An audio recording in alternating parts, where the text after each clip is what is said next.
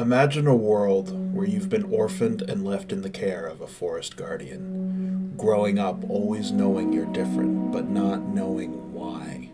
Not being able to understand why people ostracize you. Knowing that there is this big secret about you, but no one will tell you. Imagine having nightmares every night of fire, death, and destruction. Powerless to do anything about it.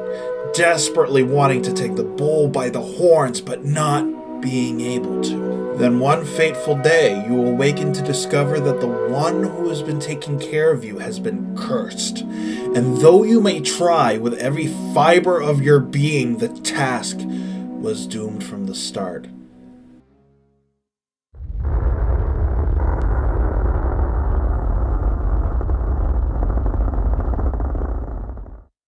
Now you're left with only questions, and the call to adventure begins. This is The Legend of Zelda: Ocarina of Time.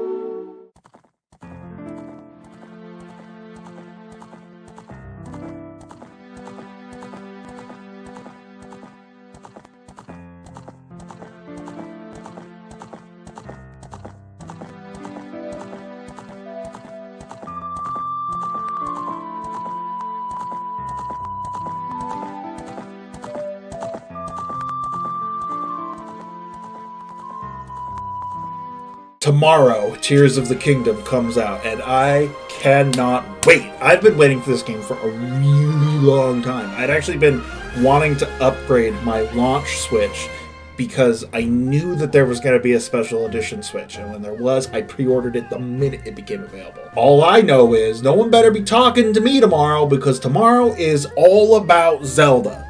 Don't even look at me. In anticipation of Tears of the Kingdom's release, I had actually been trying to make my way through both Skyward Sword and Ocarina of Time. I probably won't finish either of them by tomorrow, but that doesn't matter because I've actually played them, like, you know, let's not get into that. But it has got me thinking about Ocarina of Time kind of in the first place. It was my introduction to the Zelda series as a whole, but not only that, it was sort of my first introduction to fantasy. And as an avid fantasy enjoyer, I thought it would kind of be fun to go back and sort of explain why I think Ocarina of Time is actually the perfect fantasy story. When you're a kid, you want to be anywhere but where you are. You don't want to be at your parents' house. You want to be at your friend's house. Maybe you don't want to be cooped in all day. You want to be out running through the fields, climbing trees. Escapism takes many forms. My preferred choice has always been video games. Video games offered me that perfect kind of balance a young kid is looking for. Fun, action, and challenge, but also fuel for the imagination.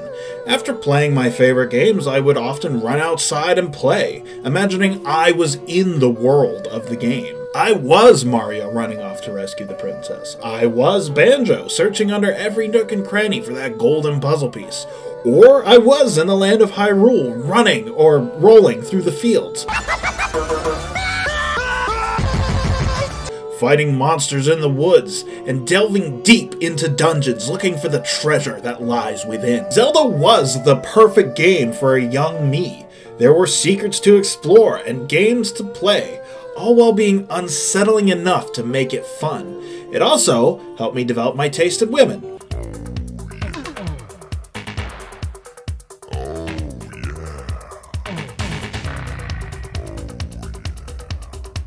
So what is the story of Ocarina of Time? And what does any of that have to do with perfect fantasy? When you think of fantasy, you probably immediately think of The Lord of the Rings. And how could you not? It is the grandfather of all modern fantasy. Throw a dart at the board of fantasy and you will hit something that has been influenced by Tolkien. The world of Middle-earth is so all-encompassing that I am not even going to attempt to dive into each little thing that makes it great. But what really speaks to me about it, what makes it great to me, is the adventure. The journey from the Shire to Rivendell, then from Rivendell ultimately to the summit of Mount Doom.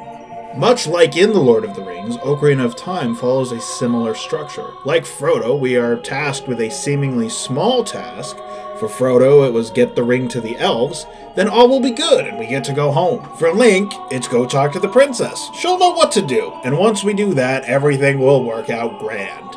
But that's not how it works out for either Frodo or Link. We reach the supposed end of our journey, only to learn that though we've faced hardships already, those were small potatoes compared to the real stakes. Potatoes? Boil 'em, mash 'em, stick 'em in a stew? Zelda is a world of good and evil must not be allowed to prevail, lest everyone we've met along the way perish. The stakes escalate, and we can see what the consequences of failure is. There is motivation to fight on. As a kid, learning to care about these people made me a better person. It taught me to fight for what's right, to always keep going no matter how dark and scary things get.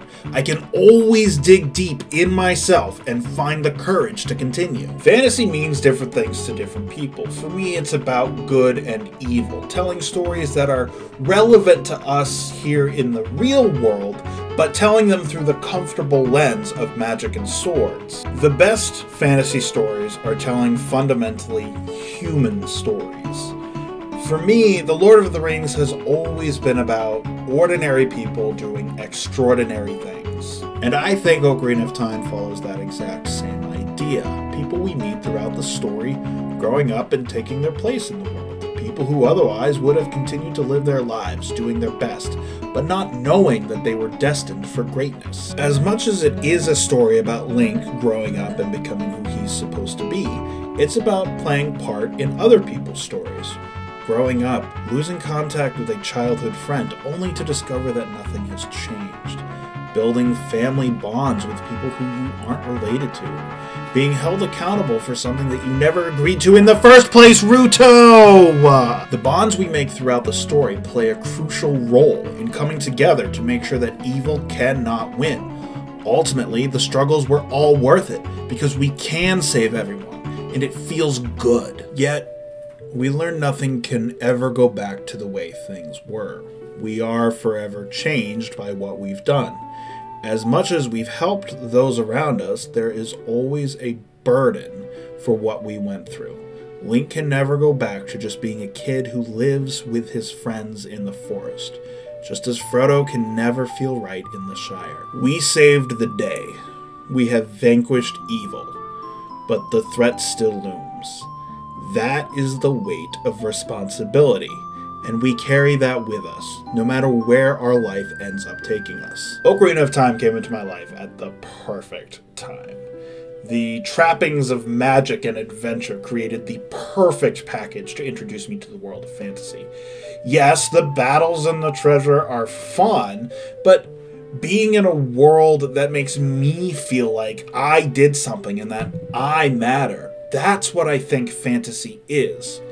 At least to me. Fantasy may mean something else to you, and at the end of the day, why I play Zelda, or what The Lord of the Rings means to me, could be totally different than what it means to you.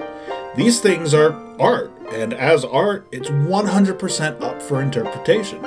So tell me, what's your perfect fantasy story? Ocarina of Time was, and is, the perfect fantasy story for me. It introduced me to the genre. It tells a classic good versus evil story. And it's just a world I wish I could live in. If you've watched this far, I'm assuming Zelda means something special to you. Tell me what Zelda means to you. What was your first Zelda? I want to hear all about your adventures in our land of Hyrule.